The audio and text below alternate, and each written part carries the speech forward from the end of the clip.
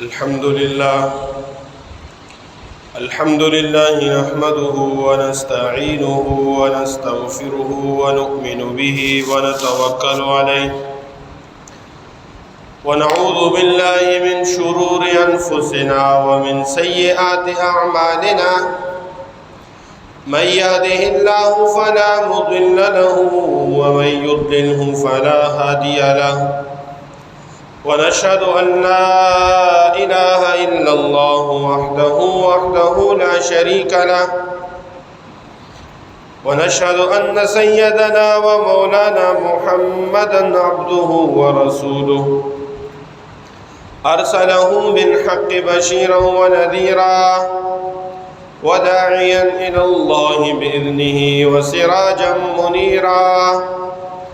أما بعد فأعوذ بالله من الشيطان الرجيم بسم الله الرحمن الرحيم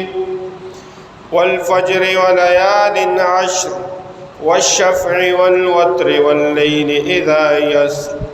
وقال رسول الله صلى الله تعالى عليه وسلم ما من أيام العمل الصالح فيهن أحب إلى الله من هذه الأيام عشر ذي الحجة قالوا ولا الجهاد في سبيل الله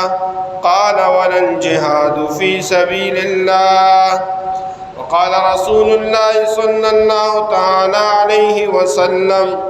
إنما الأعمال بالنيات أو كما قال عليه الصلاة والسلام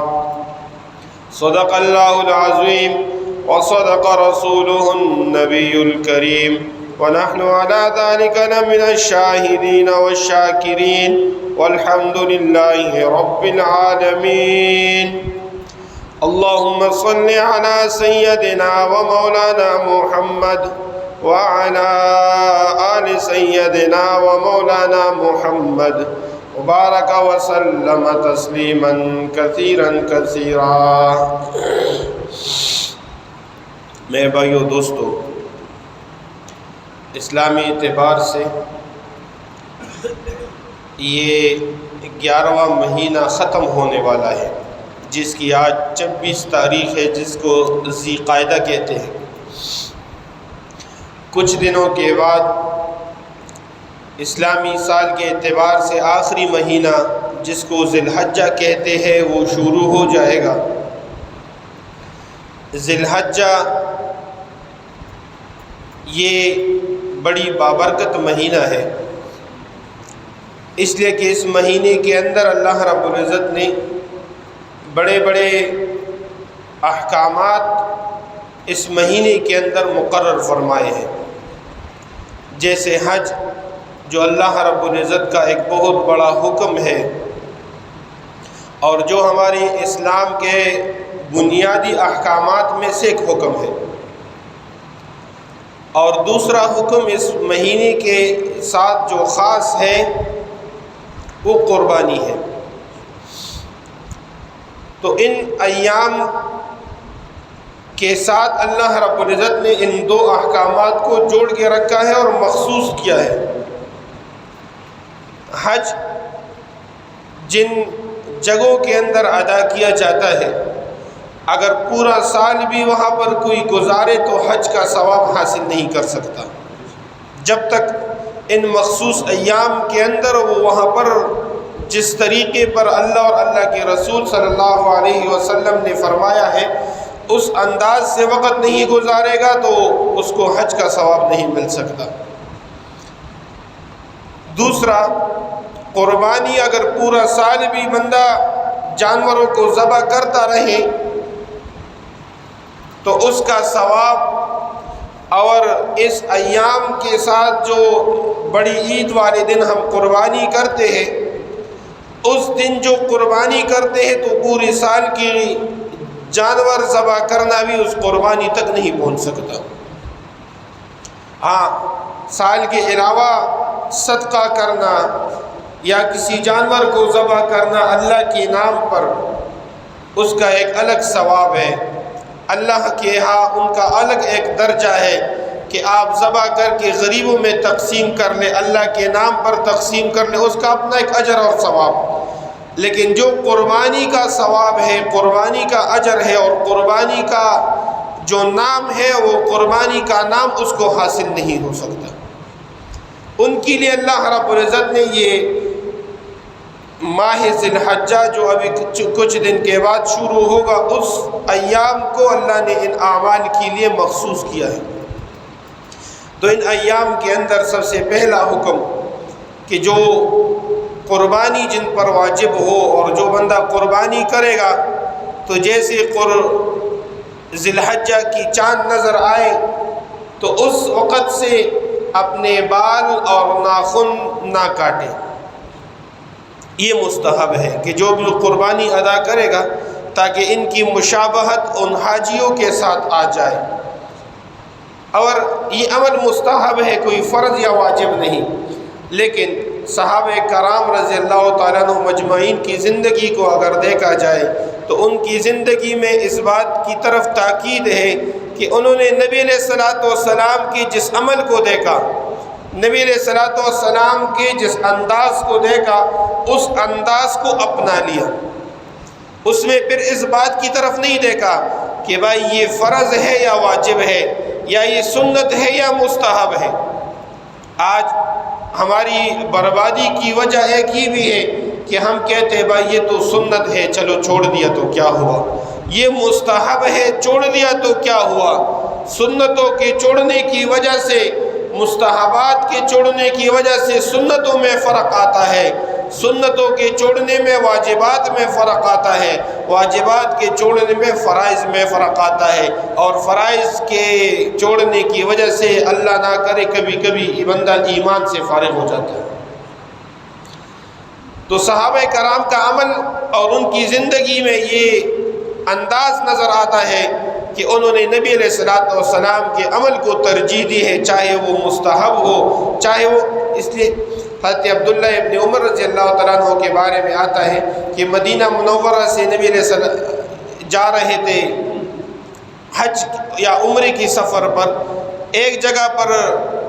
رکے، وہاں پر 2 رکعت نفل پڑھی، اور نفل پڑھنے کے بعد اپنے ساتھیوں کو کہا کہ تم کیا کہتے ہو، میں نے یہاں پر کیوں روکا، پھر یہاں پر 2 رکعت نفل میں نے کیوں پڑھے؟ ان ساتھیوں نے کہا کہ ہمیں تو نہیں پتہ۔ حضرت عبداللہ ابن عمر رضی اللہ تعالیٰ عنہ نے فرمایا میں اسی سفر کے ساتھ نبی علیہ الصلوۃ والسلام کے ساتھ تھا، نبی علیہ الصلوۃ والسلام بھی اس جگہ رکے تھے، یہاں پر 2 رکعت نفل پڑھی تھے، آج میں نے نبی علیہ الصلوۃ والسلام کی اس سنت کو زندہ کیا۔ حضرت عثمان رضی اللہ تعالیٰ عنہ نے گوشت کھایا، گوشت کھانے کے بعد پھر پانی منگایا، وہاں سے وضو کیا۔ حضرت عثمان نے پوچھا کہ میں نے کیوں اس طرح کیا؟ ساتھیوں نے کہا ہمیں تو نہیں پتہ۔ حضرت عثمان رضی اللہ تعالیٰ عنہ نے جواب دیا کہ میں نے نبی علیہ الصلوۃ والسلام کو اس طرح کرتے دیکھا تھا، میرا دل نے چاہا کہ میں بھی اسی طرح کروں۔ تو صحابہ کرام کی زندگی میں اس بات کی تاکید ہے کہ نبی علیہ الصلوۃ والسلام کا عمل کون سا ہے۔ اللہ کرے ہمیں بھی یہ شوق اور جذبہ نصیب ہو کہ جو نبی علیہ الصلوۃ والسلام کی زندگی کے مبارک اعمال ہیں وہ اعمال ہمیں نصیب ہو جائے۔ تو بالوں کو اور ناخنوں کو پہلے سے بندہ کاٹ کے اپنے جو جسم کے زائد بال ہے، سر کے بال ہے، یا کوئی مونچھے وغیرہ ہے، یا اور بال ہو یا ناخن، ان کو پہلے سے برابر کر لے تاکہ جو 10 دن ہے اور ان 10 دنوں کے اندر اپنے بال اور ناخن کو نہ کاٹے۔ یہ مستحب عمل ہے، سب سے پہلا عمل یہ ہے۔ دوسرا عمل، ان تمام دنوں کے اندر روزہ رکھنا، اس کا اجر اور اس کا ثواب اتنا ہے کہ ایک دن کا روزے پر اللہ رب العزت 1 سال کا اجر اور ثواب عطا کرتا ہے۔ اس لیے یہ دن بڑی قیمتی دن ہے، ان کی راتیں بھی بڑی قیمتی راتیں ہیں۔ اب 1 سال کا روزہ کون رکھ سکتا ہے؟ مستقل کوئی بھی نہیں رکھ سکتا، حالانکہ نبی علیہ الصلوۃ والسلام نے منع بھی کیا ہے کہ آپ کے جسم کا آپ کے اوپر حق ہے۔ اس لیے 3 صحابہ آئے، 3 صحابہ میں سے ایک صحابی نے یہ عزم کر دیا آج کے بعد میں کبھی بھی کھانا نہیں کھاؤں گا، مستقل روزہ رکھوں گا۔ دوسری صحابی نے عزم کیا آج کے بعد رات کو میں کبھی بھی نہیں سوؤں گا، میں مستقل رات کو جاگا کروں گا۔ اور تیسرے صحابی نے عزم کیا کہ آج کے بعد میں کبھی شادی نہیں کروں گا، میں بغیر شادی کی زندگی گزاروں گا اور اللہ کی عبادت کروں گا۔ نبی علیہ الصلوۃ والسلام کو جب پتہ چلا تو نبی علیہ الصلوۃ والسلام نے ان کو منع کیا، اور نبی علیہ الصلوۃ والسلام نے فرمایا میں نے شادی بھی کی ہے، میں اللہ کی عبادت بھی کرتا ہوں، میں روزہ بھی رکھتا ہوں اور میں افطار بھی کرتا ہوں، اور میں سوتا بھی ہوں رات کو، اور میں رات کو اللہ کی عبادت بھی کرتا ہوں۔ اس لیے نبی علیہ الصلوۃ والسلام نے فرمایا وَلِنَفْسِكَ عَلَيْكَ حَقٌ، آپ کے نفس اور آپ کے جسم کا آپ کے اوپر حق ہے، تو مستقل روزہ رکھنا۔ اس لیے نبی علیہ الصلوۃ والسلام نے صوم داؤدی کو پسند کیا ہے۔ صوم داؤدی، داؤد علیہ الصلوۃ والسلام اس انداز سے روزہ رکھتے تھے کہ ہر پوری زندگی ایک دن روزہ رکھا کرتے تھے، ایک دن افطار کرتے تھے، ایک دن روزہ رکھتے تھے، ایک دن افطار کرتے تھے۔ تو حضرت داؤد علیہ الصلوۃ والسلام کے اس عمل کو صوم داؤدی کہتے ہیں، اس عمل کو پسند کیا ہے۔ تو ان دنوں کے اندر ایک روزہ رکھنا ایسا ہے کہ جیسے پورے سال کے روزوں کی عبادت اور روزوں کا ثواب صرف ایک روزے پر ملتا ہے۔ آپ یکم ذی الحجہ سے لے کر 9 ذی الحجہ تک جب بھی آپ کو موقع ملے آپ روزہ رکھ سکتے ہیں، اور پھر ان میں خصوصی دن جو عرفہ کا دن ہے 9 ذی الحجہ، اس 9 ذی الحجہ اور عرفہ کے دن میں روزہ رکھنا، اس کا تو 2 سال روزوں کا ثواب ہے، 2 سال گناہوں کا معافی کا ثواب ہے۔ ایک جو پچھلا سال ہے اس پچھلے سال کی گناہ معاف ہو جاتے ہیں، اور جو آئندہ سال ہے ان کے گناہ بھی معاف ہو جاتے ہیں۔ یعنی اللہ وہ اعمال نصیب کرتے ہیں آئندہ سال ایسے بندے کو کہ جس کی وجہ سے انسان کے گناہ معاف ہو جاتے ہیں۔ حضرت عائشہ صدیقہ رضی اللہ تعالیٰ عنہ پچھلے جمعے کے اندر میں نے آپ حضرات کو بتایا تھا کہ جب ان کو پتہ چلا کہ نبی علیہ الصلوۃ والسلام نے فرمایا کہ آپ جہاد کا ثواب حاصل کرنا چاہتی ہو تو حج کو ادا کیا کرو، حضرت عائشہ صدیقہ رضی اللہ تعالیٰ عنہ ہر سال حج پہ جایا کرتی تھی۔ ہر سال حج پہ جاتے وقت وہ 9 عرفہ جو ذی الحج تھا، جو عرفہ کا دن، اس کو روزہ رکھا کرتی تھی۔ تو لوگوں نے کہا کہ حالانکہ حاجی پر 9 عرفہ کا روزہ لازم نہیں ہے، ویسے بھی کسی پر لازم نہیں، لیکن حاجی کو نہیں رکھنا چاہیے کیونکہ اتنی باغ دوڑ اتنی زیادہ ہوتی ہے، گرمی اتنی زیادہ ہوتی ہے کہ کیونکہ تاکہ حج کے جو احکامات ہیں ان میں کوئی فرق نہ آئے، ان میں کمی نہ آئے۔ لیکن اس کے باوجود بھی حضرت عائشہ صدیقہ رضی اللہ تعالیٰ عنہ روزہ رکھا کرتی تھی۔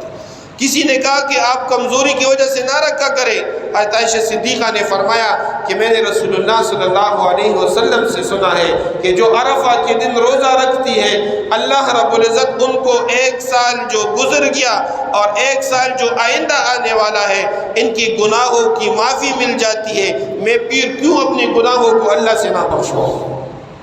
اور ایک روایت میں یہ بھی ہے کہ کبھی کبھی تو حضرت عائشہ صدیقہ رضی اللہ عنہا کو بے ہوشی بھی ہو جاتی تھی، بھوک کی وجہ سے، کمزوری کی وجہ سے، پانی اٹھا کر ان کے چہرے پر چینٹے مار کر ان کو ہوش میں لایا جاتا تھا، لیکن کبھی حضرت عائشہ رضی اللہ تعالیٰ عنہ نے روزہ نہیں چھوڑا۔ اور اس دن جو عرفات کا میدان ہے ان پر اللہ رب العزت کی ایسی خصوصی رحمتیں نازل ہوتی ہے کہ شیطان دیکھ کر یہ اپنے سر کے اوپر مٹی ہاتھ میں لے کر اپنے سر کے اوپر مٹی مارتا ہے، اور وہ ذلیل اور خوار ہو کر ذلت کی وجہ سے جتنا بڑا ہوتا ہے اتنا ذلت کی وجہ سے کمزور ہو جاتا ہے۔ تو ان ایام کے اندر روزہ رکھنا، تو چاہے عرفہ کا دن تو لازمی ہر بندے کو کہنا چاہیے کہ وہ رکھ لے، لیکن 9 کے علاوہ بھی اگر کوئی رکھنا چاہے، یکم کو، 2 کو، 3 کو، 4 کو، بہت سارے دن ہیں، ایک روزے پر نبی علیہ الصلوۃ والسلام نے فرمایا کہ 1 سال کی عبادت کا ثواب ملتا ہے۔ تو یہ بھی اللہ رب العزت نے ان 10 ایام کی خصوصیات میں سے رکھا ہے۔ اور ان ایام پر اور ان جو 10 راتیں ہیں، جس طرح دن قیمتی ہے اور بابرکت اور فضیلت والا ہے، اس طرح اس کی راتیں بھی فضیلت والی ہیں، اور اس کی فضیلت کا اندازہ آپ اس سے لگا لیں کہ اللہ رب العزت نے ان قرآن کے اندر ان راتوں کا قسم اٹھایا، والفجر ولیال عشر۔ فجر سے مراد تو یا عام فجر کا وقت ہے اور یا اس سے عید کی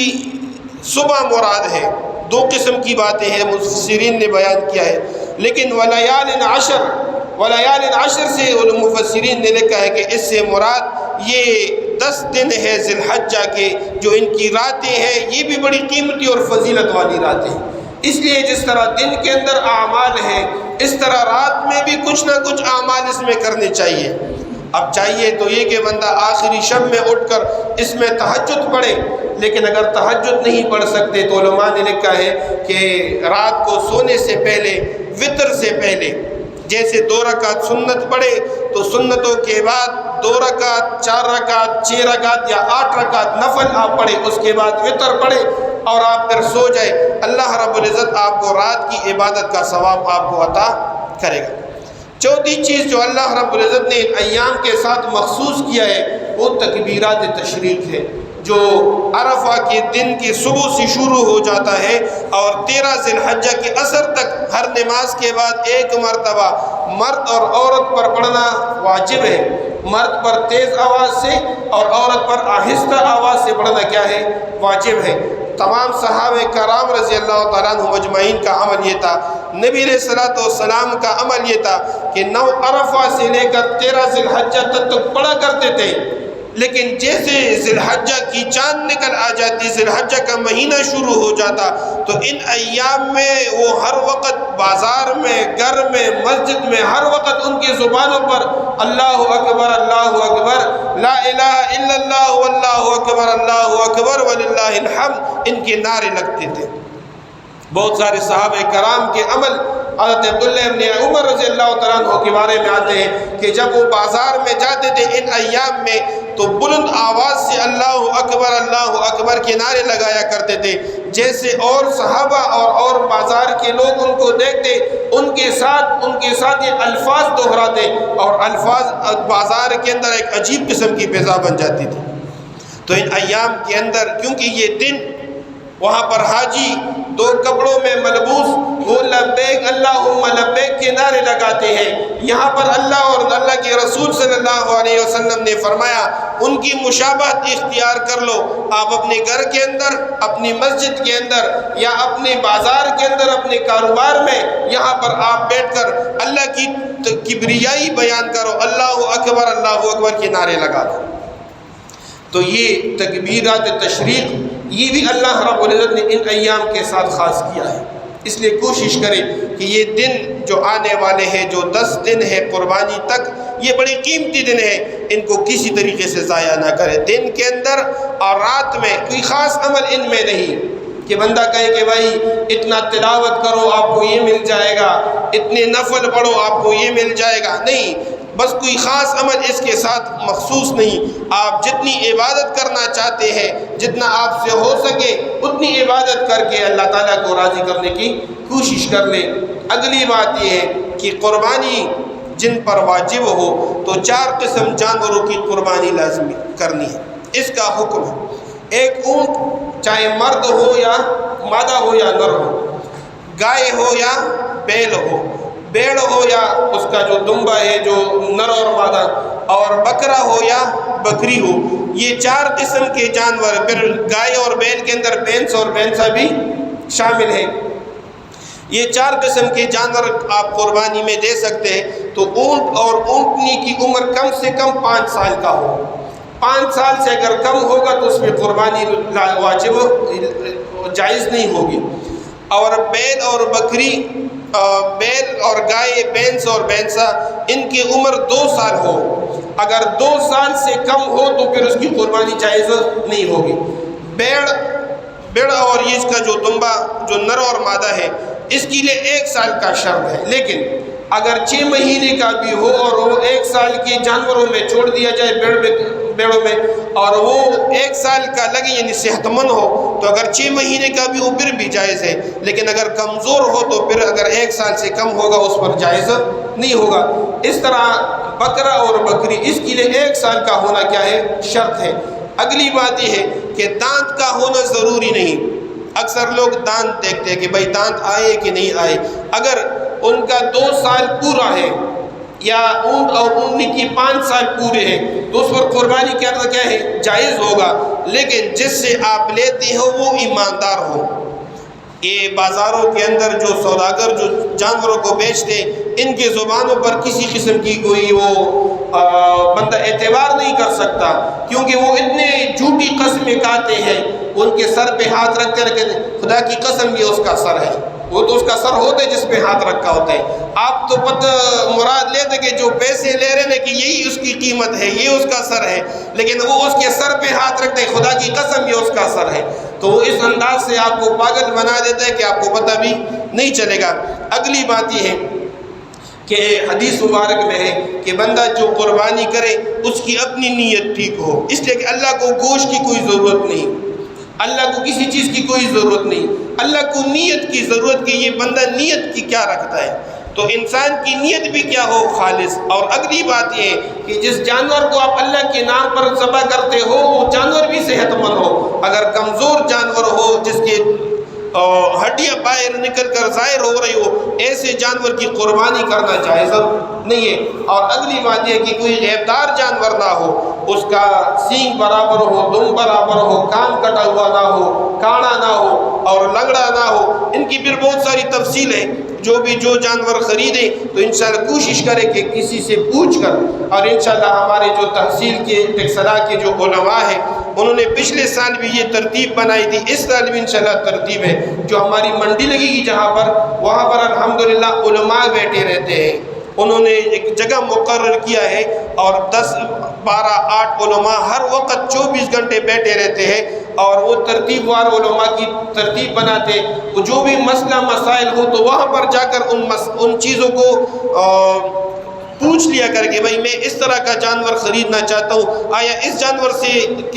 قربانی ادا ہوگی کہ نہیں ہوگی، تو یہ ضروری کرے۔ یہ جو ہماری منڈی لگتی ہے اس منڈی کے اندر ہمارے علماء انشاءاللہ کیمپ لگائیں گے، 2-4 دن کے بعد وہ بھی شروع ہو جائے گا، تو جو بھی بندہ جانور خریدے اس کے لیے پوچھ لیا کر کے بھائی اس جانور سے قربانی جائز ہوگی یا نہیں ہوگی۔ اگلی بات جو انتہائی لازمی اور ضروری ہے، اکثر لوگ ایسے کرتے ہیں کہ اپنے والدین کی طرف سے قربانی کرتے ہیں، جو فوت ہوتے ہیں ان کی طرف سے قربانی اگر کوئی کرے تو بہت ٹھیک ہے، لیکن اس سے پہلے اگر اس بندے پر خود اپنی قربانی واجب ہے تو سب سے پہلے اپنی قربانی کرے گا، اگر اس کے ساتھ وسعت زیادہ ہو تو پھر اس کے لیے دوسری الگ قربانی کرے گا۔ اگر الگ قربانی وہ اپنی لیے نہ کرے اور اپنے والدین کی طرف سے کر لے تو یہ یاد رکھے کہ والدین کی طرف سے نفل اور اس کی اجر تو اس کے والدین تک پہنچ جائے گا، لیکن اس کے ذمے فرض اور واجب رہ جائے گا۔ تو سب سے پہلے اگر جس پر قربانی واجب ہے وہ اپنی قربانی ادا کرے، اس کے بعد اگر کوئی والدین کے لیے کرنا چاہے، کوئی رشتہ داروں کے لیے کرنا چاہے، کوئی اور استادوں کے لیے کرنا چاہے، کوئی نبی علیہ الصلوۃ والسلام کے لیے کرنا چاہے تو وہ بالکل کر سکتے اور کرنا بھی چاہیے، لیکن سب سے پہلے جس پر قربانی واجب ہو وہ کرے۔ اور قربانی کس پر واجب ہوگی؟ 52.5 تولے چاندی کے برابر، 52.5 تولے چاندی کے برابر جس کے ساتھ مالیت ہوگی اس پر قربانی واجب ہوگی۔ 2-3 دن پہلے میرے خیال میں کوئی 1,47,500 روپے بن رہے تھے جو 52.5 تولے چاندی کی قیمت تھی، اور یہ دن بدن تبدیل ہوتی رہتی ہے، اس لیے تمام حضرات اپنے نصاب کو دیکھ لیں کہ میرے پاس اتنی قیمت موجود ہے یا نہیں۔ میاں بیوی، میاں پر اگر وہ صاحب نصاب ہے تو اس پر الگ قربانی ہوگی، بیوی صاحب نصاب ہے 52.5 تولے چاندی کی برابر مالیت ہے اس کے پاس تو اس پر الگ قربانی ہوگی۔ یہ نہیں کہ میاں نے قربانی ادا کر دی اور کہہ دیا کہ بھائی چلو یہ میری طرف سے بھی اور میرے بیوی کی طرف سے ہو گیا، تو آپ سمجھ لیں کہ یہ کسی کی طرف سے بھی ادا نہیں ہوگا، یہ نفل ہوگا، اس لیے کہ قربانی ایک بندہ ادا کرے گا، اس ایک قربانی میں 2 بندے شریک نہیں ہو سکتے۔ تو اس بات کی ذرا کوشش کر لیں۔ اور بھی بہت سارے مسائل ہیں، ہر بندے کو چاہیے کہ قربانی کے متعلق جو بھی مسئلہ ہو تو کہیں سے بھی علماء سے وہاں پر مسائل پوچھ کر اپنی قربانی کو صحیح کریں۔ اللہ تعالی ہمیں ان باتوں پر عمل کی توفیق عطا فرمائے۔ وآخر دعوانا الحمدللہ رب